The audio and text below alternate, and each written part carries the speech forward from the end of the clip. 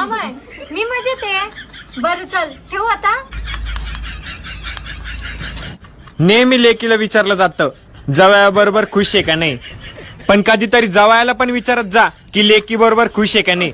हा जवयावर होणारा सगळ्यात मोठा अन्याय अध्यक्ष महोदय.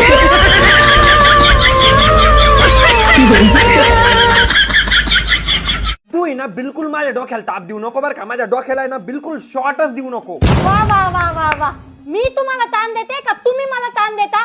हे घर माझ्या बापाचं, कपडे घालता माझ्या बहिणीने दिलेले, घरातलं राशन माझे काका काकू पाठवता, घरातला खर्च, पोरांचा खर्च, तुमचा खर्च नोकरी करून मी पूर्ण करते. माझं अख्खं खानदान तुमचं घर चालवतंय, तरी पण वाटते का तुम्हाला थोडी तरी लाज?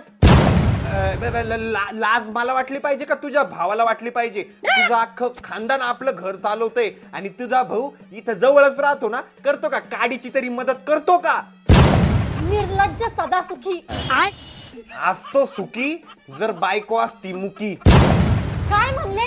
तुमच्या तुम्ही अगं आरुई, आपल्या संख्याचं लग्न जमलंय. हे पाय ही पोरगी ती.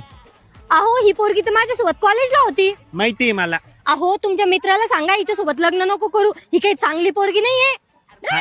माहितीये मला ती चांगली पोरगी नाही म्हणून, पण माझ्या लग्नाच्या वेळेस तो आलता का मला सांगायला?